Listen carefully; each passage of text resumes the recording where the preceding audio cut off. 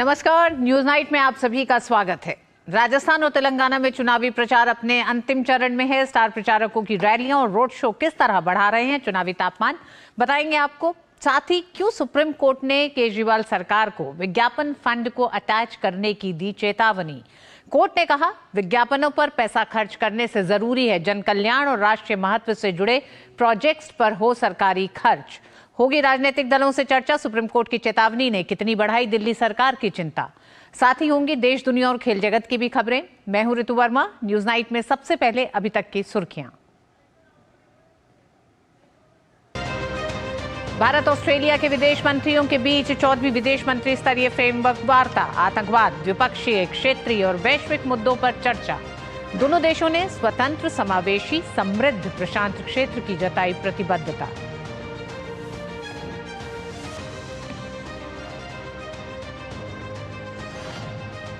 राजस्थान के चुनावी समर में पीएम मोदी की करौली, कोटा और अंता में जनसभा। पेपर लीक मामले को लेकर कांग्रेस पर साधा निशाना। कहा ऐसा कोई पेपर नहीं जिसे कांग्रेस ने बेचा नहीं। पीएम मोदी का जयपुर में भव्य रोड शो, उमड़ा जन सैलाब।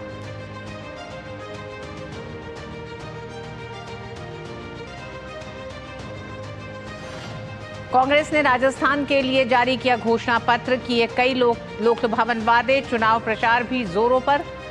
वल्लभनगर में राहुल गांधी ने किया प्रचार। बीजेपी की ओर से अमित शाह और जेपी नड्डा की रैलियां और रोड शो।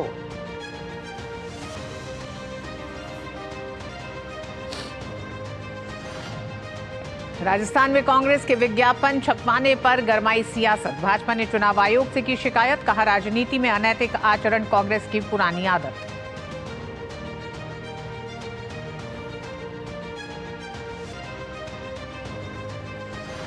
सिलक्यारा सुरंग हादसे में बचाव अभियान युद्ध स्तर पर जारी। फंसे हुए श्रमिकों का मनोबल बढ़ाए रखने के लिए सरकार लगातार संपर्क में।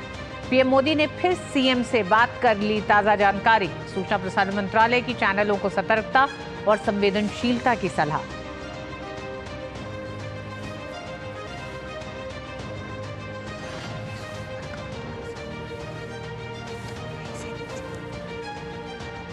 पीएम मोदी की अध्यक्षता में बुधवार को होगी G20 वर्चुअल शिखर सम्मेलन। G20 घोषणा पत्र में बनी सहमति पर हुई प्रगति पर होगी चर्चा। G20 सदस्यों, अतिथि देशों और प्रमुख अंतर्राष्ट्रीय संगठनों को निमंत्रण। भारतीय अंतर्राष्ट्रीय फिल्म महोत्सव का दूसरा दिन। सूचना और प्रसारण मंत्री अनुराग सिंह ठाकुर ने किया क्रिएटिव माइंड्स ऑफ टुमारो का शुभारंभ। कहा पीएम के विजन के तहत युवाओं का मिल रहे हैं बेहतर अवसर।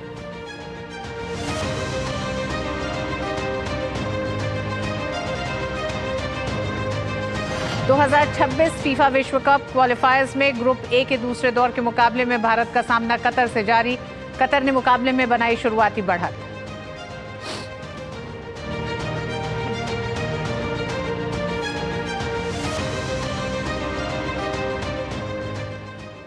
और आइए सबसे पहले बात करते हैं चुनावी राज्यों से जुड़ी खबरों की।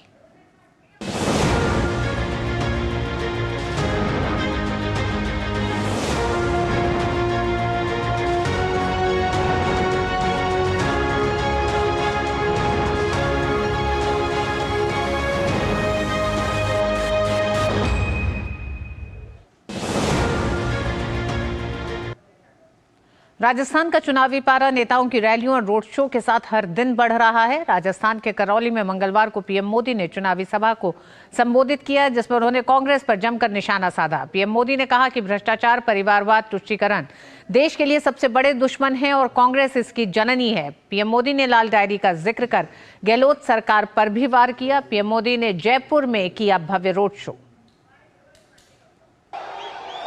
चुनावी समर में प्रधानमंत्री का वार विपक्षी कांग्रेस पर लगातार जारी है। मंगलवार को बारां के अंता में, उसके बाद कोटा और करौली में प्रधानमंत्री ने जनसभाओं को संबोधित किया, तो वहीं जयपुर में रोड शो कर मतदाताओं से विकसित राजस्थान बनाने का आह्वान किया।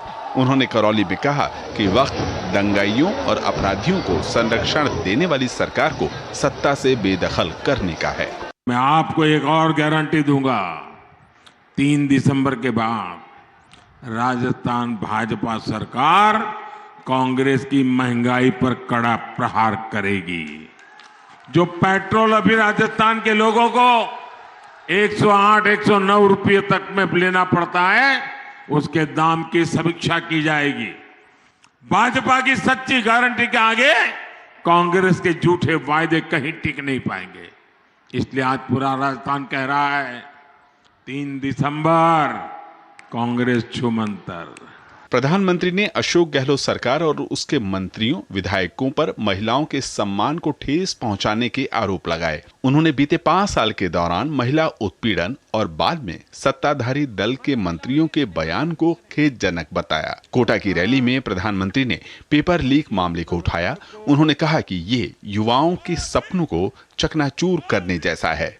ऐसा कोई पेपर नहीं जो कांग्रेस ने बेचा नहीं, लेकिन मैं आपको विश्वास दिलाता हूं, परीक्षा के पेपर लूटकर जिसने भी अपने लॉकर भरे हैं उसका लॉकर टूटेगा और वो लॉकअप में जाएगा। पीएफआई जैसे प्रतिबंधित संगठन द्वारा राजस्थान में पुलिस बंदोबस्त के साथ जुलूस निकाले जाने पर भी प्रधानमंत्री ने गहरी आपत्ति जताई। उन्होंने गहलोत सरकार पर आतंक परस्त होने के आरोप लगाए। प्रधानमंत्री ने बारां के अंता में हुई जनसभा में कहा कि राजस्थान सरकार दंगाइयों को रेड कारपेट देती है। आज कांग्रेस के समर्थन से राजस्थान में समाज विरोधी ताकतों के हौसले बुलंदी पर है। राजस्थान में इंसान का सरेआम गला काटा जा रहा है, जश्न मनाया जा रहा है। ये दंगाइयों पर कड़ा एक्शन होना चाहिए था कि नहीं होना चाहिए था? वो जेल में होने चाहिए थे कि नहीं होने चाहिए थे? लेकिन यहां छबड़ा दंगों का आरोपी मुख्यमंत्री के सरकारी आवास पर रेड कारपेट पे चलता है, रेड कारपेट पे। राज्य में महंगे पेट्रोल से छुटकारा दिलाने का प्रधानमंत्री ने आश्वासन दिया। उन्होंने विश्वास जताया कि 3 दिसंबर के बाद जब भाजपा की सरकार का गठन राज्य में होगा, तब गरीबों और वंचितों को पक्के मकान मिलेंगे और राज्य का आर्थिक सामाजिक विकास सुनिश्चित होगा। नीरज, अजीत, विशाल और चंद्रशेखर के साथ bureau report, DD news.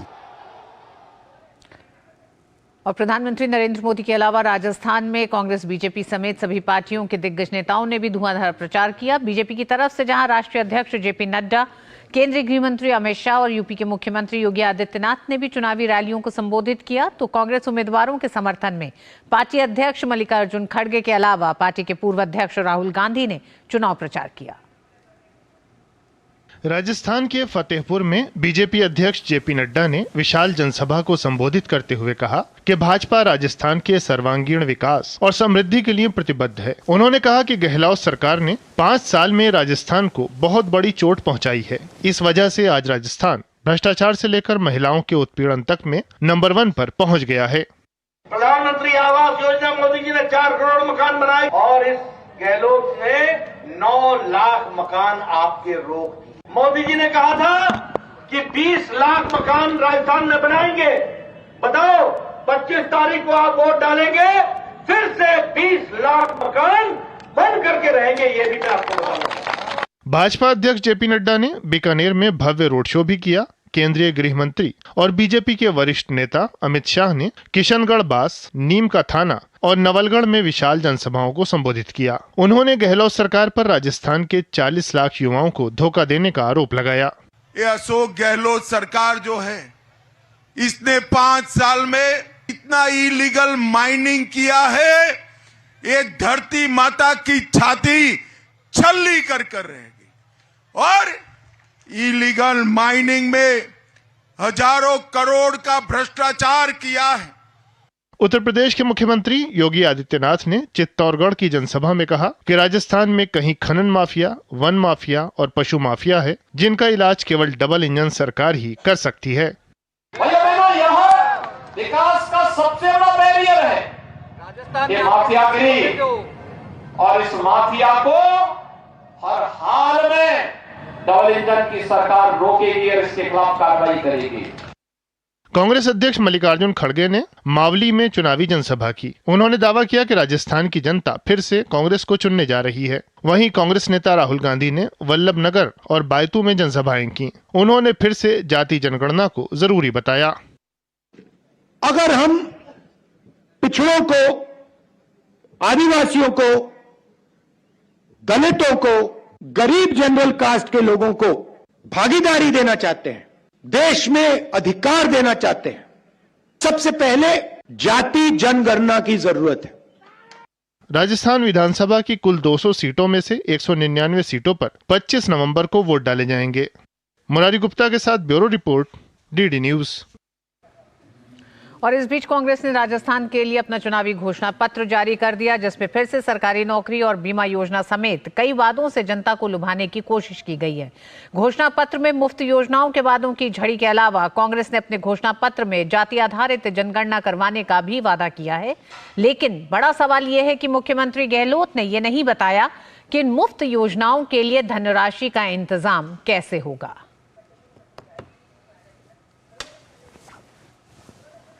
Rajasthan के लिए नहीं, सारे हिंदुस्तान में हम जाति जनगणना करके रहेंगे। अगर कांग्रेस घोषणा पत्र में जाति जनगणना की गारंटी पर केंद्रीय मंत्री गजेंद्र सिंह शेखावत ने पलटवार किया है। उन्होंने कहा कि कांग्रेस के पास ओबीसी आरक्षण और ओबीसी के बारे में बात करने का नैतिक अधिकार नहीं है। जिस पार्टी ने जब पहले देश को भाषा के आधार पर बांटा, पहले देश को बांटा, फिर भाषा के आधार पर देश को बांटा, बोली के आधार पर देश को बांटा, अमीर और गरीब के नाम पर देश को बांटा, वो पार्टी अब एक बार फिर जातियों के आधार पर देश को और समाज को बांटने का काम कर रही है। ओबीसी को आरक्षण देने, ओबीसी के विषय में बात करने का मुझे लगता है कि नैतिक अधिकार ही कांग्रेस पार्टी के पास में नहीं है। जब मंडल कमीशन को लागू करने के लिए देश भर का युवा आंदोलनरत था, तब इनके नेताओं ने किस किस समय में क्या क्या प्रतिक्रियाएं दी थी, इसको आज भी देश का ओबीसी समाज भूला नहीं। कांग्रेस की ओर से विज्ञापन छपवाने के दौरान मॉडल कोड ऑफ कंडक्ट के उल्लंघन का आरोप लगाते हुए आज भाजपा के प्रतिनिधिमंडल ने चुनाव आयोग से शिकायत की। प्रतिनिधिमंडल में भाजपा नेता रविशंकर प्रसाद, केंद्रीय मंत्री मनसुख मांडविया और कई बड़े नेता शामिल थे। रविशंकर प्रसाद ने कहा कि कांग्रेस ने कोड ऑफ कंडक्ट का उल्लंघन किया है, जो कांग्रेस की हताशा को दर्शाता है। रूप से मॉडल कोड ऑफ कंडक्ट का वायलेशन है। ये जो प्रेस काउंसिल ने दिशा निर्देश दिए हैं कि विज्ञापन चुनाव में कैसा होना चाहिए, उसका उल्लंघन है। और हमने चुनाव आयोग से आग्रह किया है तुरंत इसमें कार्रवाई की जाए, एफआईआर किया जाए। और हमने ये भी आग्रह किया है कि ऐसी गलती देश में बाकी चुनाव में नहीं हो, इसलिए इसको थीम बनाकर एक प्रॉपर गाइडलाइन इशू की जाए कि इस तरह का विज्ञापन जो मिसलीडिंग है, जो सच्चाई को छुपाता है विज्ञापन दिखाते हैं न्यूज, वो भी फ्रंट पेज पर, ये गलत है और ये कांग्रेस पार्टी की हताशा का परिचय है। उधर आंध्र प्रदेश से अलग होकर तेलंगाना 2 जून 2014 को नया राज्य बना था और अलग राज्य बनने के बाद तेलंगाना में दूसरी बार विधानसभा का चुनाव हो रहा है। ऐसे में बड़ा सवाल यह है कि क्या के चंद्रशेखर राव की फिर से सत्ता में वापसी होगी या केसीआर के वर्चस्व को ध्वस्त कर प्रदेश की सत्ता पर बीजेपी काबिज हो पाएगी। सवाल तो ये भी है, क्या कांग्रेस फिर से वही राजनीतिक हैसियत हासिल कर पाएगी जो 3 दशक पहले थी। देखिए हमारे संवाददाता उर्मिलेश भट्ट की खास रिपोर्ट। तेलंगाना विधानसभा में कुल 119 सीट है और यहां कम से कम 60 सीट हासिल कर ही सत्ता की कुर्सी पर बैठा जा सकता है। नामांकन की प्रक्रिया पूरी हो चुकी है और राज्य की 119 सीटों पर कुल 2229 उम्मीदवार किस्मत आजमा रहे हैं, जिनमें BRS, BJP, Congress, AIMIM, CPI, CPM और बीएसपी के अलावा अनेक निर्दलीय उम्मीदवार भी शामिल हैं। लेकिन मुख्य मुकाबला बीआरएस, बीजेपी और कांग्रेस के बीच ही माना जा रहा है। चुनाव प्रचार जोर पकड़ चुका है और आरोप प्रत्यारोप का दौर भी जारी है। भारतीय जनता पार्टी तेलंगाना में भ्रष्टाचार मुक्त भारत सरकार बनाना चाहते हैं। भारतीय जनता पार्टी तेलंगाना में गरीबों के हित के लिए काम करने वाले सरकार चाहती है। भारतीय जनता पार्टी सिर्फ परिवार के लिए नहीं, हम आम जनता के हित के लिए काम करने वाले सरकार चाहते हैं। कांग्रेस भी केसीआर सरकार पर भ्रष्टाचार के गंभीर आरोप लगा रही है। तेलंगाना के नई सीएम जैसा काम नहीं कर रहे हैं, पूरा एक घर के लिए सीएम जैसा काम कर रहे हैं। इसको सीएम का 1 मिनट भी सीएम कुछ में नहीं बैठना, क्यों बोले तो तेलंगाना को धोखा दिया, तेलंगाना लोगों को धोखा दिया।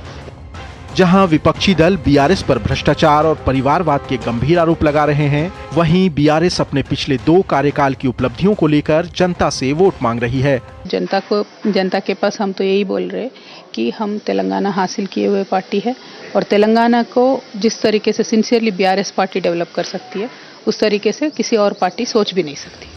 स्थानीय लोगों का मानना है कि इस चुनाव में भ्रष्टाचार बड़ा मुद्दा है। ये सर अपने यहाँ पानी का प्रॉब्लम बहुत है तेलंगाना के अंदर, और ये सब वोट देंगे, जो अच्छा काम करेगा उसको वोट देंगे। राजनीतिक विश्लेषक भी मान रहे हैं कि आम चुनाव 2019 के नतीजों से तेलंगाना को लेकर बीजेपी की उम्मीदें बढ़ी हैं। यहाँ पे जो प्रधानमंत्री जब भी आए मोदी साहब, उन्होंने फोकस किया धरनी पे, उन्होंने फोकस किया कालेश्वरम प्रोजेक्ट पे, फोकस किया डबल बेडरूम, उनका रीसेंट मीटिंग में भी जो हैदराबाद में हुआ था, इन तीनों चीज़ों में काफ़ी फोकस किया है उन्होंने। सो जब प्रधानमंत्री खुद कहते हैं कि ये गवर्नमेंट फेल हो रही है, लोगों पे थोड़ा तो इम्पैक्ट पड़ेगा ही, असर पड़ेगा। अब देखना ये होगा कि राजनीति की पिच पर केसीआर हैट्रिक लगा पाते हैं या भ्रष्टाचार के मुद्दे पर लोग उन्हें क्लीन बोल्ड करते हैं।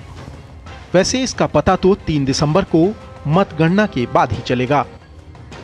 हैदराबाद से डीडी न्यूज के लिए उर्मिलेश भट्ट की रिपोर्ट। और न्यूज नाइट में वक्त एक छोटे से ब्रेक का। साल बरस और सदी नहीं, एक युग गुजर जाएगा। उम्र न पूछो वंडर की, जब फर्क नजर आएगा। वंडर सीमेंट, फर्क नजर आएगा। मिठाई तो हमारे जमाने में होती थी। हाँ तो जाइए ना अपने जमाने में। रोमांस तो हमारे जमाने में होता था। पेमेंट भी उसी जमाने का है। अरे भैया डिजिटल पेमेंट करना सीखिए नए जमाने में। इजी, सेफ एंड फास्ट है। हमने तो इनको डिजिटल पेमेंट करना सिखा दिया। आपने ये सेल्फी लेते हैं, ये हमारे जमाने का है। आरबीआई कहता है कि डिजिटल पेमेंट अपनाओ, औरों को भी सिखाओ। तुम्हें पता है इन्वेस्टर्स के लिए एक इन्वेस्टर प्रोटेक्शन फंड होता है, IPF। लेकिन अगर तुम्हारा ट्रेड एक्सचेंज पर एग्जीक्यूट नहीं हुआ या फिर कोई गारंटीड रिटर्न्स वाली स्कीम है, तो ये IPF आपकी मदद नहीं कर सकता है। और अगर आपका ब्रोकर ही डिफॉल्टर बन जाए तो फिर IPF आपको कॉम्पेंसेशन दिला सकता है। कहाँ से सीखा? NSE की साइट पर। समझ कर इन्वेस्ट कर। अगर छोले बने तो गोल्डी छोले मसाले, जहाँ जाए रिश्ते बनाए, जहाँ जाए रिश्ते बनाए, गोल्डी मसाले। माँ, ये खीर किसके लिए? आज तेरे दादाजी का जन्मदिन है, उनके लिए। तो मैं दादाजी को क्या दूँ? अपना मोबाइल फोन देना। ये क्या कर रही है? दादाजी के लिए आयुष्मान कार्ड बना रही हूँ। घर बैठे? हाँ। आयुष्मान ऐप पर जाकर अपना या परिवार के सदस्य का नाम लाभार्थी सूची में ढूंढें, आधार, OTP या फेस ऑथ द्वारा ऑथेंटिकेट करें, डिटेल्स भरें। अब मोबाइल से फोटो खींचकर अपलोड करें। दादाजी, ये लीजिए अपना आयुष्मान कार्ड। ये उपहार तो जीवन भर काम आएगा। और एक प्रकार से PM जय अब गरीबों की जय बन गई है। 5 लाख तक के मुफ्त उपचार की गारंटी, स्वास्थ्य का वरदान Ayushman. Renewable energy is the future sir. Green energy की जरूरत तो हर जगह बढ़ रही है, अपॉर्चुनिटी बड़ी है। अरे इस नई ऊर्जा के लिए बजट का सोचा है सर? उसके लिए इरेडा है ना, जो कई सालों से रिन्यूएबल एनर्जी के सेक्टर में काम कर रही है। बिल्कुल सही। Indian renewable energy development agency limited, Bharat का प्रमुख pure play green financing NBFC, जो सिर्फ ऐसे ही ग्रीन प्रोजेक्ट्स को फाइनेंस करती है ताकि भारत की ग्रीन ऊर्जा बढ़े और हम सब मिलके एक इको फ्रेंडली और सस्टेनेबल फ्यूचर बना सके। आज ही इरेडा के साथ मीटिंग फिक्स कराइए। बिल्कुल sir. IREDA, a Government of India enterprise. Congrats यार। राज, तू क्या करेगी? I have cleared my exams. मैं म्यूचुअल फंड डिस्ट्रीब्यूटर बनूंगी। म्यूचुअल फंड डिस्ट्रीब्यूटर, स्कोप क्या है इसमें? एमएफडी में स्कोप अनलिमिटेड है। शुरुआत के सालों में मैं जितनी मेहनत करूंगी, जितने कस्टमर्स बनाऊंगी, उतना ही फ्यूचर में मेरा भला होगा। आप भी मेरी तरह म्यूचुअल फंड डिस्ट्रीब्यूटर बन सकते हैं। जानिए कैसे mfdkarenshuru.com पर। तो करें शुरू। साल बरस और सदी नहीं, एक युग गुजर जाएगा। उम्र न पूछो वंडर की, जब फर्क नजर आएगा। वंडर सीमेंट, फर्क नजर आएगा। सुप्रीम कोर्ट ने दिल्ली सरकार को रैपिड रेल प्रोजेक्ट में पैसा नहीं देने के लिए फटकार लगाई है और कहा है कि आपका प्रचार वाला बजट उसमें डाल देंगे। आरआरटीएस प्रोजेक्ट के लिए फंड नहीं देने पर सुप्रीम कोर्ट ने दिल्ली सरकार को चेतावनी दी है और सुप्रीम कोर्ट ने कहा है कि दिल्ली सरकार के विज्ञापन बजट पर रोक लगा देंगे, इसे अटैच कर इस प्रोजेक्ट में डाल दिया जाएगा। सुप्रीम कोर्ट ने दिल्ली सरकार से 1 हफ्ते के भीतर 415 करोड़ रुपए देने को कहा है। शुक्रवार को सुप्रीम कोर्ट से दिल्ली सरकार को बड़ा झटका लगा है। कोर्ट ने दिल्ली मेरठ आरआरटीएस परियोजना की बकाया राशि को लेकर केजरीवाल सरकार को अल्टीमेटम जारी किया है। दिल्ली सरकार द्वारा पिछले काफी समय से बकाया राशि का भुगतान नहीं करने पर कड़ी फटकार लगाई है। सुप्रीम कोर्ट ने दिल्ली सरकार से 1 हफ्ते के भीतर 415 करोड़ रुपए देने को कहा है। सुप्रीम कोर्ट ने यह भी कहा है कि अगर ये रकम नहीं अदा की गई तो दिल्ली सरकार के विज्ञापन बजट पर रोक लगाकर ये रकम दी जाएगी। हालांकि कोर्ट ने कहा कि उनका यह आदेश 1 हफ्ते तक लंबित रहेगा और अगर इस दौरान सरकार ने बजट आवंटित नहीं किया तो उनका यह आदेश आगे लागू हो जाएगा। कोर्ट के आदेश के बाद भाजपा ने दिल्ली के मुख्यमंत्री पर हमला बोलते हुए कहा कि यह सरकार विकास की शत्रु है और दिल्ली की छवि खराब कर रही है। इतनी कड़ी टिप्पणी के बाद अगर कोई नैतिक रूप से चल रही सरकार होगी तो उसको अपने ऊपर शर्म आएगी, लेकिन ये तो अरविंद केजरीवाल जी की सरकार है। दिल्ली के इमेज को कैसा बना दिया है अरविंद केजरीवाल जी ने। मेरा मानना है कि माननीय सुप्रीम कोर्ट को कड़ी से कड़ी कार्रवाई करनी चाहिए। पीठ ने कहा कि अप्रैल में दिल्ली सरकार ने रकम देने की बात कही थी। पीठ ने कहा कि दिल्ली सरकार के बजट आवंटन में बीते 3 वर्षों में करीब 1100 करोड़ रुपए विज्ञापन के लिए आवंटित किए गए हैं। मौजूदा वित्तीय वर्ष में भी यह आवंटन 550 करोड़ रुपए हैं। पीठ ने कहा कि बजटीय आवंटन ऐसी चीज है जिसे सरकार को पूरा करना चाहिए, लेकिन अगर राष्ट्रीय परियोजनाएं प्रभावित होंगी और उसके बजाय विज्ञापन पर खर्च की जाएंगी तो हमें विज्ञापन के फंड को प्रोजेक्ट के लिए ट्रांसफर करना होगा। It is appalling, it is saddening, it is heart-wrenching that the Kejriwal government is only involved in corruption and is involved in actually tooting its own horn through advertisement, but refuses to contribute or work towards the benefit of the people of this country, especially of Delhi. बता दें कि केंद्र और राज्य सरकार के सहयोग से दिल्ली मेरठ आरआरटीएस परियोजना का निर्माण किया जा रहा है। इस प्रोजेक्ट के लिए दिल्ली सरकार ने अपने हिस्से की राशि मुहैया नहीं कराई है।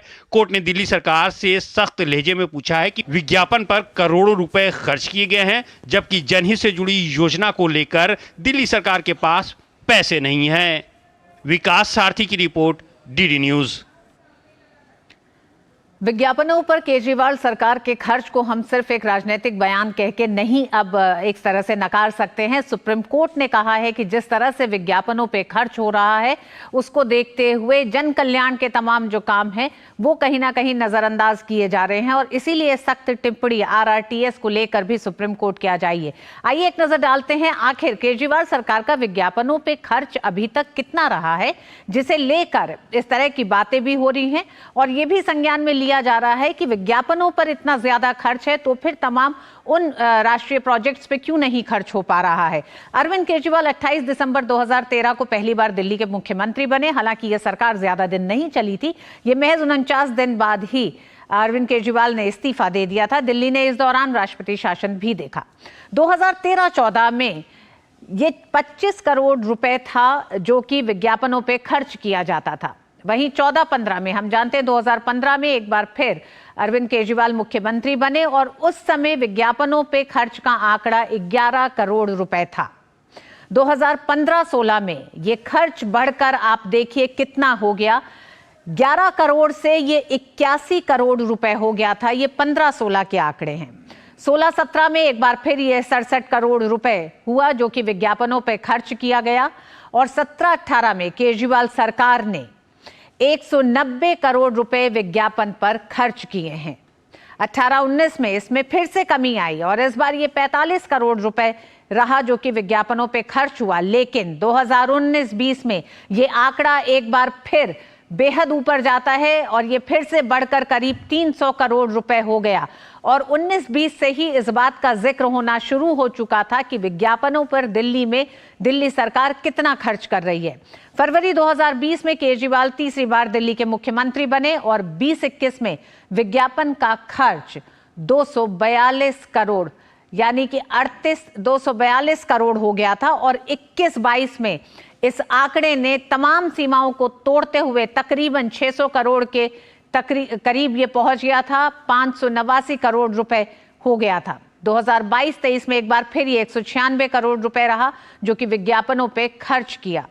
और यही वजह थी कि इसके बाद भी सख्ती का एक तरह से आदेश दिया गया था सुप्रीम कोर्ट द्वारा। यह भी कहा गया था 2023 में भी आरआरटीएस के इस पूरे प्रोजेक्ट को लेकर ही सुप्रीम कोर्ट ने कहा था कि जब आप विज्ञापनों पे इतना खर्च कर रहे हैं तो जुलाई में सुप्रीम कोर्ट की पीठ ने केजरीवाल सरकार को एक बार फिर फटकार लगाई थी और यह कहा था कि रीजनल रैपिड ट्रांसपोर्ट सिस्टम पे के लिए 415 करोड़ रुपए देने का निर्देश दिया था। जुलाई के निर्देश को एक तरह से नजरअंदाज करते हुए केजरीवाल सरकार ने अभी तक इसका भुगतान नहीं किया और कोर्ट ने आरआरटीएस का बकाया चुकाने को एक बार फिर केजरीवाल सरकार को कहा है। केजरीवाल सरकार ने आरआरटीएस परियोजना के लिए धन देने में अपनी असमर्थता व्यक्त की थी। जुलाई में कोर्ट ने दिल्ली सरकार से मांगा था खर्च का ब्यौरा, यानी कि पिछले 3 साल में या फिर तमाम और जो आपके खर्च हैं आप उसका ब्यौरा दीजिए। और आरआरटीएस प्रोजेक्ट जो है वो कई और राज्यों के साथ जुड़ा हुआ है जिसमें केंद्र, यूपी सरकार, हरियाणा और राजस्थान सरकार ने अपने तमाम भुगतान किए हैं। तो सिर्फ दिल्ली सरकार बची है जो कि इसमें अभी तक दिल्ली सरकार का भुगतान नहीं हुआ है। और दिल्ली को आसपास के शहरों से जोड़ने के लिए रैपिड रेल परियोजना शुरू की गई है। सरकार चाहती है कि रैपिड रेल की व्यवस्था की जाए ताकि दिल्ली से कनेक्टिविटी बढ़ने पर इन शहरों का फायदा हो सके। सुप्रीम कोर्ट ने इससे पहले जुलाई में भी केजरीवाल सरकार से नाराजगी जाहिर की थी और प्रोजेक्ट के लिए पैसा जारी करने को कहा था। मंगलवार को सुप्रीम कोर्ट ने अब विज्ञापन के फंड को अटैच करने की चेतावनी दे दी है केजरीवाल सरकार को। आज इसी पर हमारा विशेष भी आधारित है। सुप्रीम कोर्ट की फटकार, विज्ञापनों से जरूरी है जन कल्याण। सुप्रीम कोर्ट की चेतावनी ये पहली चेतावनी नहीं है। 2023 जुलाई में भी सुप्रीम कोर्ट ने दिल्ली सरकार को चेताया था कि आरआरटीएस प्रोजेक्ट जनता के लिहाज से उसकी सुविधाओं को ध्यान में रखते हुए, कनेक्टिविटी को ध्यान में रखते हुए बेहद जरूरी है और इसको नजरअंदाज नहीं किया जा सकता है। इसका भुगतान करने के लिए आपको अपने खर्चों में व्यवस्था करनी होगी। राजकीय कोष जो है उससे आप किस तरह से करेंगे, लेकिन केजरीवाल सरकार ने उस पर जरा भी ध्यान नहीं दिया और यही वजह है कि आज सुप्रीम कोर्ट ने सख्ती में कहा है कि 1 हफ्ते का समय आपको देते हैं। 400 ज्यादा से करोड़ का जो भुगतान करना है उसे आप करें, अन्यथा जो विज्ञापन का जो फंड है उसे हम अटैच करेंगे और उसे आरआरटीएस में शामिल कर दिया जाएगा। इस पर बात करने के लिए हमारे 3 मेहमान जुड़ चुके हैं। निखत अब्बास बीजेपी से हमारे साथ हैं, परविंदर सिंह पॉलिटिकल एनालिस्ट हैं और सुधीर कृष्णा है former secretary ministry of housing and urban affairs. Sudhir ji, आपका बहुत बहुत स्वागत है। सुधीर जी, सबसे पहले आप ही से शुरू करना चाहेंगे क्योंकि ये वो प्रोजेक्ट है जिसमें लोगों की सुविधाएं जुड़ी हैं, कनेक्टिविटी है, तो जन कल्याण की जो तमाम योजनाएं होती हैं उन पे कितना बड़ा असर होता है अगर कोई राज्य अपनी भूमिका को या अपनी वित्तीय भूमिका को अगर पूरा नहीं करता है, जिसमें कि राज्य और केंद्र एक साथ मिलकर इस तरह की परियोजनाओं को जब पूरा करते हैं। मास ट्रांसपोर्टेशन प्रोजेक्ट्स जो हैं, जो पब्लिक ट्रांसपोर्टेशन से संबंधित हैं, वो हमेशा सबके लिए भला करते हैं। जो मास ट्रांसपोर्टेशन सिस्टम जैसे मेट्रो रेल है या आरआरटीएस है या बीआरटीएस है, ये कितने तरह से लोगों का भला करती हैं। आपने तो एक बात अभी बताई कि उन जगहों का भला होगा जैसे पानीपत है और अलवर है, जहाँ जहाँ से ये कनेक्शन होगा, रेवाड़ी है जी। लेकिन मेरा ये मानना है और बहुतों ने ये कह रखा है कि दिल्ली का भी भला होता है उससे, क्योंकि लोग दिल्ली में आके बसने के बजाय अलवर में रह सकते हैं और काम करने दिल्ली आए और फिर वापस चले गए अलवर। दिल्ली में दिल्ली के ऊपर बोझ नहीं होगा और दिल्ली पे ट्रैफिक का कंजेशन भी कम होगा और उन जगहों का भी भला होगा। इसके अलावा पोल्यूशन का लोग अपनी ट्रांसपोर्ट लेके आएँ, उससे अच्छा ये है कि मास ट्रांसपोर्ट यूज़ करें, पब्लिक ट्रांसपोर्ट यूज़ करें, तो उससे एनवायरनमेंट का भी भला होगा, लोगों की सेहत का भला होगा। सेफर मतलब आप जितना कहिए, जितने गुण कहिए, पब्लिक ट्रांसपोर्टेशन सिस्टम में सब हैं और सरकारों को इसको बहुत सपोर्ट करना चाहिए। ये तो एक बात हुई जी। और दूसरा, जहाँ तक दिल्ली गवर्नमेंट का सवाल है, मैं ये कहना चाहूँगा कि दिल्ली का भला होगा ही और दिल्ली गवर्नमेंट के पास रिसोर्सेज हैं, जो कि अनफॉर्चुनेटली सुप्रीम कोर्ट को बताना पड़ा। वो ज़रूरत नहीं थी कहने की उनको, ये को खुद करना चाहिए था। और मैं ये कहूँगा कि दिल्ली सरकार को तो बल्कि प्रसन्न होना चाहिए कि ये प्रोजेक्ट आई है जिसमें उनको कनेक्टिविटी मिल जा रही है, जनता को कनेक्टिविटी मिल रही है। ये तो बहुत सुंदर प्रोजेक्ट है, इसमें कोई दिक्कत नहीं होनी चाहिए उनको सपोर्ट करने में इसको। और जहाँ तक आपने एडवर्टीज़मेंट का दिखाया तो वो दुख की बात है और आप आगे बढ़ेंगी तो मैं कहूँगा कि एडवर्टीज़मेंट के बारे में भी सरकार को, दिल्ली सरकार को इतना परेशान नहीं होना चाहिए इतना बड़ा खर्च करने की। न केवल दिल्ली सरकार को, किसी सरकार को ज़रूरत नहीं है एडवर्टीज़मेंट पे खर्च करने की, इतनी आवश्यकता नहीं है। बिल्कुल सुधीर जी जो बात आपने कही है कि किस तरह से ये पूरे दिल्ली वासियों के लिए और साथ ही साथ जब 3 राज्यों के साथ एक प्रोजेक्ट पे काम किया जा रहा है परविंदर जी, 3 साल में 1100 करोड़ रुपए विज्ञापनों पे खर्च किए जा सकते हैं, लेकिन बार बार सुप्रीम कोर्ट के कहने पर भी, हालांकि तमाम और संस्थाओं ने जरूर आपको बार बार ये कहा होगा कि इस राशि को दें जिससे कि इस प्रोजेक्ट को आगे पूरा किया जा सके। एक प्रोजेक्ट अधर में लटका हुआ है, 1100 करोड़ रुपए विज्ञापनों पे खर्च किए जा सकते हैं, लेकिन जन कल्याण के लिए नहीं, राष्ट्रीय हित के राष्ट्रीय प्रोजेक्ट्स पे नहीं। RRTS आपके लिए जरूरी नहीं है? नहीं, देखिए RRTS जरूरी है, देश की जनता के लिए जरूरी है। जो आम आदमी सरकार ने कोर्ट के अंदर अपने तथ्य पेश करे और उन्होंने बोला होगा कि भी इसके अंदर सेंट्रल सरकार इसको इंटरवेन करे, लेकिन आप ये देखिए ना, जो आप विज्ञापन की बात कर रही हैं वो अवेयरनेस प्रोग्राम होते हैं। जिस प्रकार से कोरोना काल के अंदर अवेयरनेस प्रोग्राम थे, डेंगू के लिए, मलेरिया के लिए अवेयरनेस प्रोग्राम थे, वो सभी स्टेट्स करती हैं। अगर आप सारी स्टेट्स को कंपैरिजन करेंगे तो उनका बजट यहाँ से कई गुना ज्यादा है। आप यूपी का, हरियाणा का या मध्य प्रदेश का या राजस्थान का बजट देखेंगे तो आप देखिए ना, पूरी दिल्ली के अंदर यूपी के जो मुख्यमंत्री हैं उनके होर्डिंग लगे हुए हैं जगह जगह पे। परविंदर जी बात सिर्फ विज्ञापन की नहीं है, बात इसकी है कि एक प्रोजेक्ट दिल्ली के सहयोग के बिना रुका हुआ है, तो जो ये 415 करोड़ है ये क्यों नहीं जारी किया जा रहा है? जुलाई में भी एक बार सुप्रीम कोर्ट ने आपको कहा और तब भी आपने कहा था, सुप्रीम कोर्ट ने कहा कि आप अपने या तो तमाम खर्चों का ब्यौरा दीजिए कि कैसे नहीं इसका खर्च निकल पा रहा है। तो क्या केजरीवाल सरकार इस पे गंभीर नहीं है? उसके लिए RRTS जरूरी नहीं है?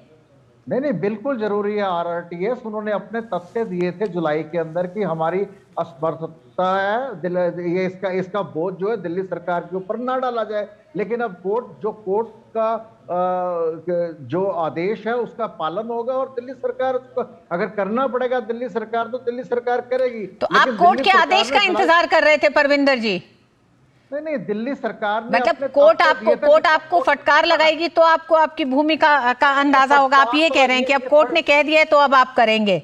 नहीं, फटकार तो ये एक लैंग्वेज बना दी जाती है पत्रकारों के द्वारा या बाकी लोगों के द्वारा, लेकिन कोर्ट का जो आदेश है उसका सम्मान होगा। उन्होंने अपने तथ्य दिए थे कि दिल्ली सरकार के ऊपर और बहुत सारे प्रोग्राम है, इसका बोझ ना डाला जाए। लेकिन अब कोर्ट ने केजरीवाल सरकार से सवाल किया है परविंदर जी, केजरीवाल सरकार से सवाल करके कहा है कि आप 3 साल के अपने खर्चे बताएं, अपने विज्ञापनों पे आपने कितना खर्च किया है।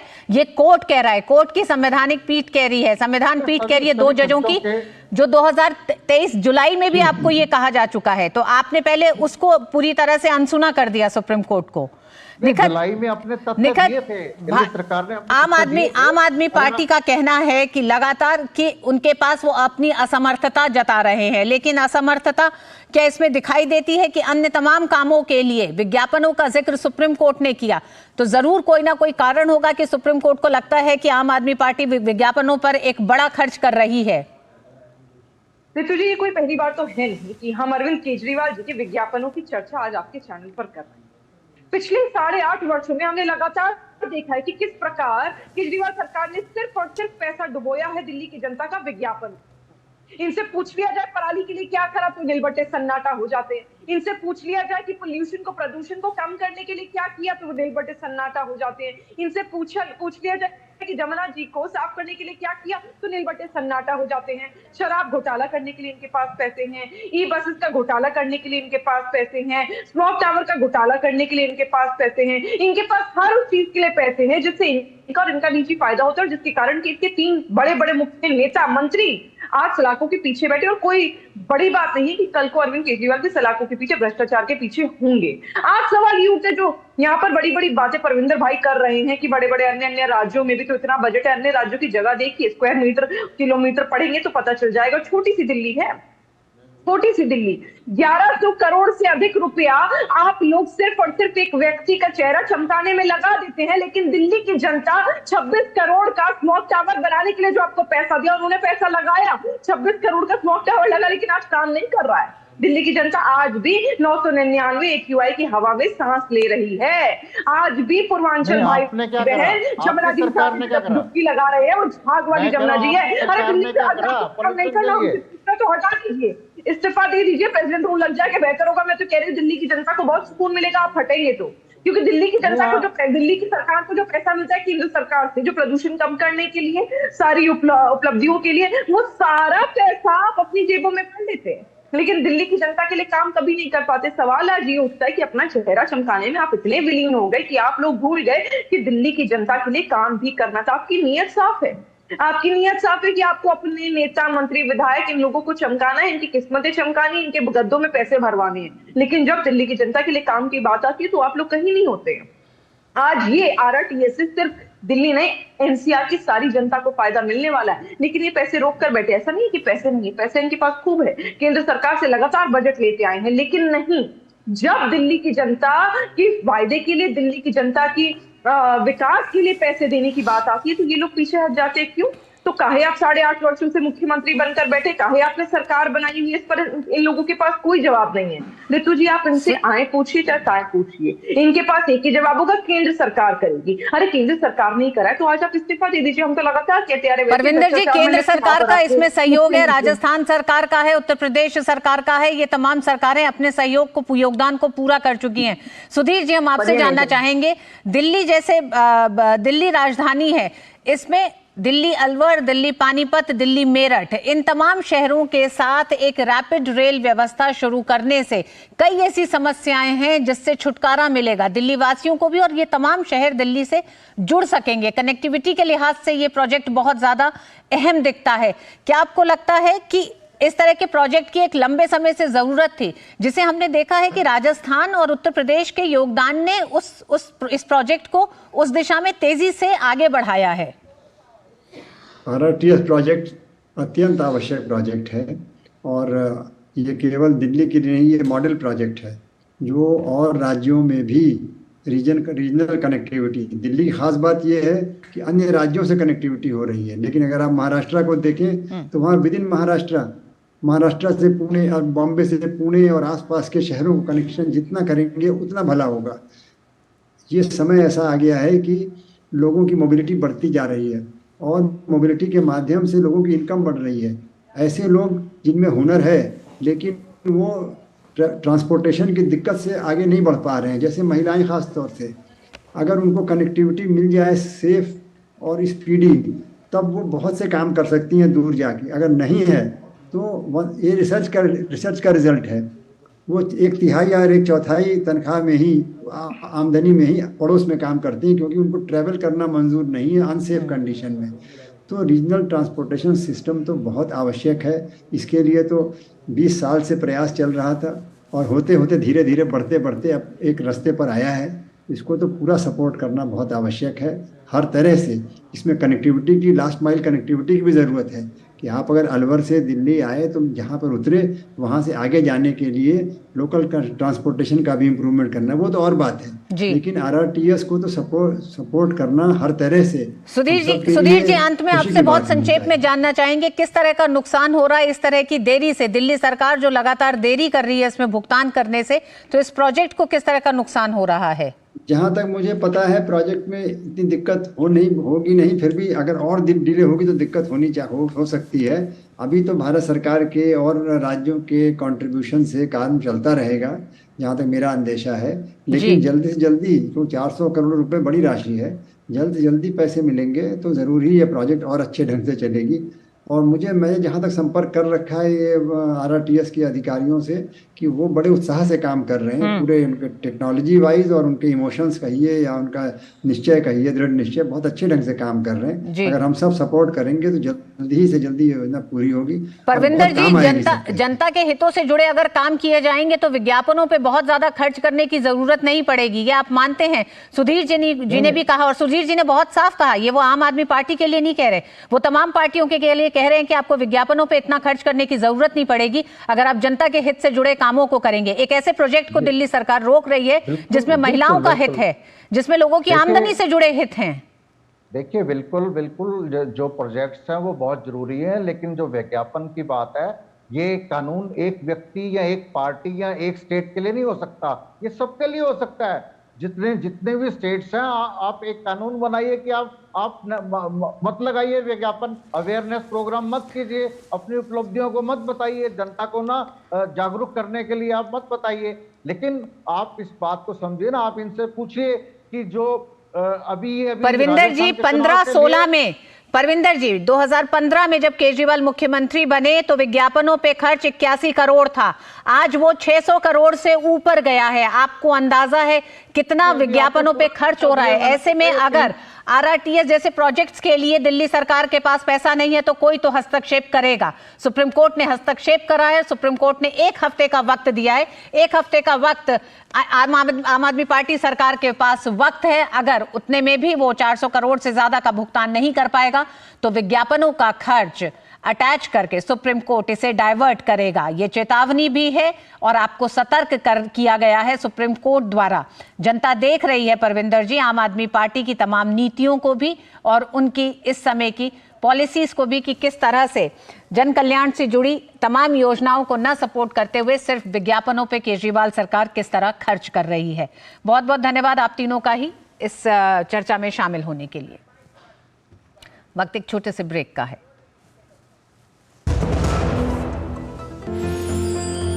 साल, बरस और सदी नहीं, एक युग गुजर जाएगा, उम्र न पूछो वंडर की, जब फर्क नजर आएगा। वंडर सीमेंट, फर्क नजर आएगा। सिर्फ 4 दीवारों का मतलब घर नहीं होता, घर तो अपनों से बनता है, अपनों के सपनों से बनता है। हम तो बस आपका साथ निभाते हैं, आप ही तो हैं जो मकान को घर बनाते हैं। SBI होम लोन्स, मकान को घर बनाने के सफर में हमेशा आपका हमसफर। शराब, धूम्रपान या नशीली दवाइयों को ना कहने में असमर्थ है? सहायता प्राप्त करने के लिए टेलीमानस के 14416 पर कॉल करें। Renewable energy is the future sir. Green energy की जरूरत तो हर जगह बढ़ रही है, अपॉर्चुनिटी बड़ी है। अरे, इस नई ऊर्जा के लिए बजट का सोचा है? सर, उसके लिए इरेडा है ना, जो कई सालों से रिन्यूएबल एनर्जी के सेक्टर में काम कर रही है। बिल्कुल सही। Indian renewable energy development agency limited, Bharat का प्रमुख pure play green financing NBFC, जो सिर्फ ऐसे ही ग्रीन प्रोजेक्ट्स को फाइनेंस करती है ताकि भारत की ग्रीन ऊर्जा बढ़े और हम सब मिलके एक इको फ्रेंडली और सस्टेनेबल फ्यूचर बना सके। आज ही इरेडा के साथ मीटिंग फिक्स कराइए। बिल्कुल sir. IREDA, a Government of India enterprise. Congrats यार। राज, तू क्या करेगी? I have cleared my exams, मैं म्यूचुअल फंड डिस्ट्रीब्यूटर बनूंगी। म्यूचुअल फंड्स डिस्ट्रीब्यूटर, स्कोप क्या है इसमें? MFD में स्कोप अनलिमिटेड है। शुरुआत के सालों में मैं जितनी मेहनत करूंगी, जितने कस्टमर्स बनाऊंगी, उतना ही फ्यूचर में मेरा भला होगा। आप भी मेरी तरह म्यूचुअल फंड डिस्ट्रीब्यूटर बन सकते हैं। जानिए कैसे, mfdkarenshuru.com पर। तो करें शुरू। अब क्या देख रहे हो पापा? तुम कहते हो ना कि स्टॉक मार्केट में बहुत सोच समझ कर इन्वेस्ट करना चाहिए, बस थोड़ा सा ज्ञान ले रहा हूँ। किससे? हर एक स्टॉक्स एक्सपर्ट है, मस्त एजुकेशनल वीडियोस बनाता है और अच्छी इन्वेस्टमेंट की टिप्स भी देता है। पापा, इन वीडियोस पे ना जाएं, अपना रिसर्च खुद करें या सेबी रजिस्टर्ड इन्वेस्टमेंट एडवाइजर से संपर्क करें। एजुकेशन के नाम पर कुछ इन्फ्लुएंसर्स अक्सर इन्वेस्टर को मिसगाइड करते हैं, नुकसान आपका होगा। सोच कर समझ कर इन्वेस्ट कर, अगर छोले बने तो गोल्डी छोले मसाले, जहाँ जाए रिश्ते बनाए, जहाँ जाए रिश्ते बनाए, गोल्डी मसाले। उत्तराखंड के उत्तरकाशी में सिलक्यारा टनल में 12 नवंबर से फंसे 41 मजदूरों को हादसे के 10वें दिन एंडोस्कोपिक कैमरे से देखा गया। मंगलवार सुबह करीब 3:52 पर मजदूरों से बातचीत की गई। मजदूरों की गिनती हुई, सभी सुरक्षित हैं। सिलक्यारा टनल में कल बिछाई गई 6 इंच की खाद्य पाइपलाइन अब पूरी तरह काम कर रही है। लगभग 5 से 10 किलोग्राम विभिन्न फल जैसे सेब, संतरा, मौसमी आदि 5 दर्जन केले सफलतापूर्वक अंदर पहुंचाए गए हैं। इसके अलावा दवा, नमक और इलेक्ट्रॉल के पैकेट भी भेजे गए हैं। अब पक्का हुआ खाने जैसा खिचड़ी, रोटी, सब्जी आदि भेजने की तैयारी है। उत्तरकाशी टनल हादसे में जारी रेस्क्यू ऑपरेशन पर प्रधानमंत्री नरेंद्र मोदी लगातार नजर बनाए हुए हैं। उत्तराखंड के मुख्यमंत्री पुष्कर सिंह धामी ने बताया है कि मंगलवार को पीएम मोदी ने फिर से फोन पर जानकारी ली। मुख्यमंत्री ने बताया कि सिलक्यारा सुरंग में फंसे 41 श्रमिकों को बचाने को लेकर रेस्क्यू अभियान तेज कर दिया गया है। विशेषज्ञों की निगरानी में 6 इंच के पाइप से मजदूरों तक खाना भी पहुंचाया जा रहा है और दूसरी ओर पहली वीडियो भी मजदूरों की सामने आई है, जिसमें टनल में फंसे मजदूर भी सकुशल दिखाई दे रहे हैं। राष्ट्रीय आपदा प्रबंधन प्राधिकरण के मुताबिक ये एक बहुत ही चुनौतीपूर्ण प्रयास है। उन्होंने कहा कि अंदर जहां मजदूर फंसे हुए हैं वहां पर्याप्त जगह है। राशन, दवा और अन्य जरूरी चीजें कंप्रेसर के जरिए मजदूरों तक पहुंचाई जा रही हैं। असल में जो कुछ कर सकता है, इन्फ्लुएंस कर सकता है, वो वहां पर जा चुका है और एक्सपर्ट्स पूरे देश से और मैंने बताया आपको दुनिया से वहां पर लाए हैं। कोई ऐसा साधन नहीं छोड़ा है जो अवेलेबल हो कहीं और जिसको हम इस्तेमाल कर सकते हैं। अब अभी भी जो है सबसे बेस्ट काम जो है वो हमारा ऑगर मशीन है। यदि ये सफल हुआ तो बहुत जल्दी सफलता मिल जाएगी। उस काम को हमने दोबारा चालू करा दिया है क्योंकि ये ससेप्टिबल फेस था, तो इसलिए हमने बाहर के वर्कर्स की सुरक्षा का इंतजाम पहले किया पिछले 3-4 दिन में, क्योंकि हम जो सुरक्षा के लिए काम कर रहे हैं निकालने के लिए उनकी सुरक्षा को कंप्रोमाइज नहीं करना चाहते थे। रेस्क्यू ऑपरेशन की प्रगति रिपोर्ट पर मीडिया से बात करते हुए NHIDCL ने कहा कि सभी एजेंसी के साथ कोऑर्डिनेशन कर रहे हैं ताकि मजदूरों को जल्द वो निकाल पाएं। बॉटल में भेजने की बात थी, वो बॉटल नहीं अंदर जा पा रही थी, ऐसा सोच के हमने वो आइडिया ड्रॉप कर दिया। तो पहले जितने सूखे तरह की चीज हो सकती, पुलाव हो सकता है, जैसे सब्जी हो सकती, सूखी सब्जी और रोटी हम भेजने की अभी प्रक्रिया चालू कर। सुरंग में फंसे मजदूरों को निकालने के लिए केंद्र और राज्य की एजेंसियों को कोऑर्डिनेट कर रहे उत्तराखंड के सचिव नीरज खैरवास ने कहा है कि जल्द ही अभियान को पूरा कर लिया जाएगा। 24 घंटे सभी एजेंसीज के द्वारा काम किया जा रहा है, तो सभी एजेंसीज के काफी अच्छा सभी का समन्वय बना हुआ है। सभी एजेंसीज एक दूसरे की मदद कर रहे हैं। कई जगह ऐसी चीज आती है कि एक एजेंसी को काम करने के लिए दूसरी एजेंसी का काम कई बार होल्ड करवा करके आगे जाना कोई और करना पड़ता है, तो सभी एजेंसीज बिल्कुल एक साथ लगे हुए हैं। आपदा और राहत कार्य प्रगति पर है। ऑगर ड्रिलिंग का काम शुरू हो चुका है। ऑगर ड्रिलिंग मशीन के लिए प्रोटेक्शन कैनोपी का निर्माण हो चुका है। 900 mm व्यास के बजाय अब 800 mm व्यास के पाइप डाले जा रहे हैं। उसके अंदर टेलीस्कोपिक मेथड से आगे बढ़ा जा रहा है और 800 mm डाया के पाइप को अभी पुश करने की कार्रवाई चल रही है। जैसे ही वो पहले वाली पाइप लेंथ को क्रॉस करेगा, ऑगर मशीन भी उसको फिर ड्रिलिंग के काम में लगा दी जाएगी। अभियान को गति देने के लिए टनल के ऊपर BRO द्वारा सड़क निर्माण का कार्य भी हो रहा है, जो अंतिम चरण में है। सुरंग के ऊपर चिन्हित जगह पर ड्रिलिंग भी की जाएगी, जिसके लिए 2 मशीनें भी आ गई हैं। OP यादव की रिपोर्ट, DD न्यूज, उत्तरकाशी। सूचना और प्रसारण मंत्रालय ने आज टेलीविजन चैनलों को एक एडवाइजरी जारी की है। वे उत्तराखंड के सिलक्यारा में चल रहे बचाव अभियान को सनसनीखेज बनाने से बचें और सुरंग स्थल जहां बचाव अभियान चल रहा है वहां करीब से कोई भी लाइव वीडियो पोस्ट न करें। ये सुनिश्चित करें कि विभिन्न एजेंसियों द्वारा मानव जीवन बचाने की गतिविधि किसी भी तरह से ऑपरेशन स्थल के पास या आसपास कैमरामैन, पत्रकारों या उपकरणों की उपस्थिति से बाधित या परेशानी न हो। और न्यूज नाइट में वक्त एक छोटे से ब्रेक का।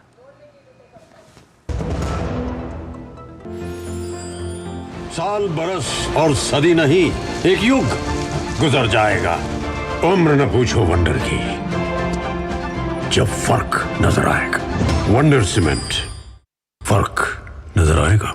अब क्या देख रहे हो पापा? तुम कहते हो ना कि स्टॉक मार्केट में बहुत सोच समझ कर इन्वेस्ट करना चाहिए, बस थोड़ा सा ज्ञान ले रहा हूँ। किससे? हर एक स्टॉक्स एक्सपर्ट है, मस्त एजुकेशनल वीडियोस बनाता है और अच्छी इन्वेस्टमेंट की टिप्स भी देता है। पापा इन वीडियोस पे ना जाएं, अपना रिसर्च खुद करें या सेबी रजिस्टर्ड इन्वेस्टमेंट एडवाइजर से संपर्क करें। एजुकेशन के नाम पर कुछ इन्फ्लुएंसर्स अक्सर इन्वेस्टर को मिसगाइड करते हैं, नुकसान आपका होगा। सोच कर समझ कर इन्वेस्ट कर। Renewable energy is the future sir. Green energy की जरूरत तो हर जगह बढ़ रही है, अपॉर्चुनिटी बड़ी है। अरे इस नई ऊर्जा के लिए बजट का सोचा है? सर उसके लिए इरेडा है ना, जो कई सालों से रिन्यूएबल एनर्जी के सेक्टर में काम कर रही है। बिल्कुल सही। Indian renewable energy development agency limited, Bharat का प्रमुख pure play green financing NBFC, जो सिर्फ ऐसे ही ग्रीन प्रोजेक्ट्स को फाइनेंस करती है ताकि भारत की ग्रीन ऊर्जा बढ़े और हम सब मिलके एक इको फ्रेंडली और सस्टेनेबल फ्यूचर बना सके। आज ही इरेडा के साथ मीटिंग फिक्स कराइए। बिल्कुल sir. IREDA, a Government of India enterprise. अगर छोले बने तो गोल्डी छोले मसाले, जहाँ जाए रिश्ते बनाए। जहाँ जाए रिश्ते बनाए, गोल्डी मसाले। तुमने नौकरी छोड़ दी, अब आगे क्या प्लान है? Full time mutual fund distribution. बेटा इतने में घर कैसे चलेगा? पापा मेरे पास 150 क्लाइंट्स ऑलरेडी हैं और नए क्लाइंट्स मिलते रहते हैं। अब नौकरी छोड़कर full time mutual fund distributor ही बनूंगा। आप भी मेरी तरह म्यूचुअल फंड डिस्ट्रीब्यूटर बन सकते हैं। जानिए कैसे? mfdkareshuru.com पर। तो करें शुरू। सिर्फ 4 दीवारों का मतलब घर नहीं होता। घर तो अपनों से बनता है, अपनों के सपनों से बनता है। हम तो बस आपका साथ निभाते हैं। आप ही तो हैं जो मकान को घर बनाते हैं। SBI होम लोन्स, मकान को घर बनाने के सफर में हमेशा आपका हमसफर। पश्चिम एशिया संकट पर चर्चा के लिए दक्षिण अफ्रीका की मेजबानी में आज ब्रिक्स की विशेष वर्चुअल बैठक हुई। सम्मेलन में भारत का प्रतिनिधित्व विदेश मंत्री डॉक्टर एस जयशंकर ने किया। विदेश मंत्री ने टकराव कम करने के अंतर्राष्ट्रीय प्रयासों को सराहा। विदेश मंत्री जयशंकर ने कहा कि ये संकट 7 अक्टूबर के आतंकी हमले से शुरू हुआ है। उन्होंने कहा कि आतंकवाद अपने आप में चिंता का विषय है और इस पर कोई समझौता नहीं किया जा सकता। उन्होंने कहा कि लोगों को बंधक बनाना स्वीकार्य नहीं हो सकता। विदेश मंत्री एस जयशंकर ने कहा कि हम नागरिकों की किसी भी मौत की कड़ी निंदा करते हैं। विदेश मंत्री ने कहा कि फिलहाल ये सुनिश्चित करने की तत्काल आवश्यकता है कि मानवीय सहायता और राहत गाजा के लोगों तक प्रभावी ढंग और सुरक्षित रूप से पहुंच सके। विदेश मंत्री ने कहा कि सभी बंधकों की तुरंत रिहाई की जरूरत है। उन्होंने कहा कि अंतर्राष्ट्रीय मानवीय कानून का पालन करना एक सार्वभौमिक दायित्व है। विदेश मंत्री ने कहा कि भारत संवाद और कूटनीति के माध्यम से संघर्ष के शांतिपूर्ण समाधान की वकालत करता है। उन्होंने कहा कि इस संदर्भ में प्रधानमंत्री मोदी ने क्षेत्र के कई नेताओं से बात की है। पीएम ने सार्थक संवाद के लिए अनुकूल परिस्थितियां बनाने पर जोर दिया है। विदेश मंत्री ने कहा कि फलस्तीनी लोगों की चिंताओं पर गंभीरता से ध्यान दिया जाना चाहिए। उन्होंने शांतिपूर्ण सह अस्तित्व पर आधारित 2 राज्य समाधान की भी बात दोहराई। भारत और ऑस्ट्रेलिया के बीच 2+2 वार्ता के बाद मंगलवार को भारत के विदेश मंत्री एस जयशंकर और ऑस्ट्रेलिया की विदेश मंत्री पेनी वोंग की दिल्ली में बैठक हुई। इस दौरान कई द्विपक्षीय मुद्दों पर चर्चा की गई। बैठक में भारत और कनाडा के बीच हुए विवाद की भी चर्चा हुई। विदेश मंत्री डॉक्टर एस जयशंकर और ऑस्ट्रेलिया के विदेश मंत्री पेनी वोंग के बीच नई दिल्ली में 14वीं विदेश मंत्री स्तरीय फ्रेमवर्क वार्ता हुई। वार्ता के दौरान द्विपक्षीय संबंधों, क्षेत्रीय और बहुपक्षीय मुद्दों के विभिन्न पहलुओं पर चर्चा हुई। संयुक्त प्रेस वार्ता में विदेश मंत्री डॉक्टर एस जयशंकर ने कहा कि दोनों देशों के बीच सुरक्षा मुद्दों पर व्यापक चर्चाएं हुई। हिंद प्रशांत क्षेत्र में स्वतंत्र, समावेशी और समृद्ध के लिए दोनों देश प्रतिबद्ध हैं। साथ ही आतंकवाद, कट्टरवाद और उग्रवाद पर भी खुलकर चर्चा हुई। दोनों देशों ने अंतर्राष्ट्रीय जल में नेविगेशन की स्वतंत्रता का समर्थन किया। क्षेत्रीय अखंडता का सम्मान करते हुए सभी के लिए कनेक्टिविटी, विकास और सुरक्षा को बढ़ावा देना दोनों देशों की प्राथमिकता बताया। As part of the 2+2 and as again part of our own dialogue today, we had an extensive discussion on security issues. We shared growing convergences with Australia, and at the heart of it is really a shared commitment to a free, open, inclusive, prosperous and rules-based Indo-Pacific region based on UNCLOS as the constitution of the seas. विदेश मंत्री ने कहा कि दोनों देशों के बीच हुई 2+2 वार्ता बहुत ही सार्थक रही। दोनों देशों ने व्यापक रणनीतिक साझेदारी के साथ नई शुरुआत की है। और प्रधानमंत्री नरेंद्र मोदी की अध्यक्षता में बुधवार को G20 के नेताओं का वर्चुअल शिखर सम्मेलन होने जा रहा है। इसको लेकर G20 शेरपा अमिताभ कांत ने प्रेस वार्ता की। G20 घोषणा पत्र में 205 बिंदुओं पर सहमति बनी थी। इन पर अब तक हुई प्रगति का जायजा लेने के लिए ये वर्चुअल सम्मेलन हो रहा है। अमिताभ कांत ने बताया कि प्रधानमंत्री लगभग 2.5 महीने में दूसरी बार ये वर्चुअल सम्मेलन को संबोधित करने वाले हैं, जिससे ये स्पष्ट होता है कि प्रधानमंत्री G20 लीडर डिक्लेरेशन को लागू करने के प्रति बेहद गंभीर हैं।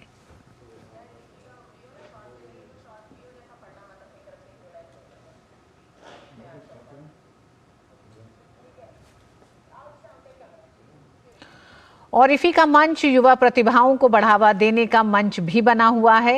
इस बार भी 75 क्रिएटिव माइंड्स ऑफ टुमारो के जरिए इन युवा फिल्मकारों को एक दिलचस्प चुनौती दी गई।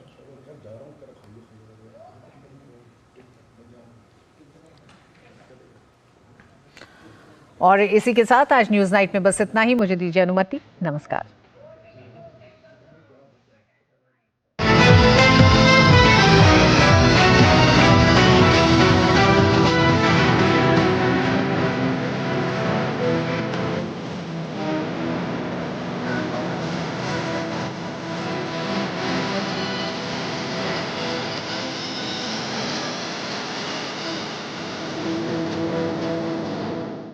न्यूज नाइट के प्रायोजक थे वंडर सीमेंट इस्तेमाल कीजिए, फर्क नजर आएगा।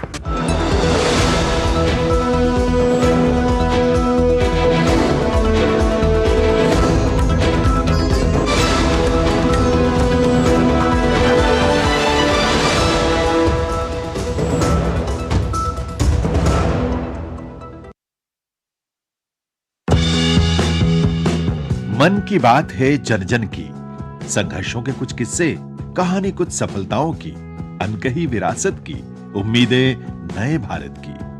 महीने के आखिरी रविवार का रहता है इंतजार। ब्रह्मपुत्र के घाट से हिमालय के विस्तार तक होती है मन की बात प्रधानमंत्री के साथ।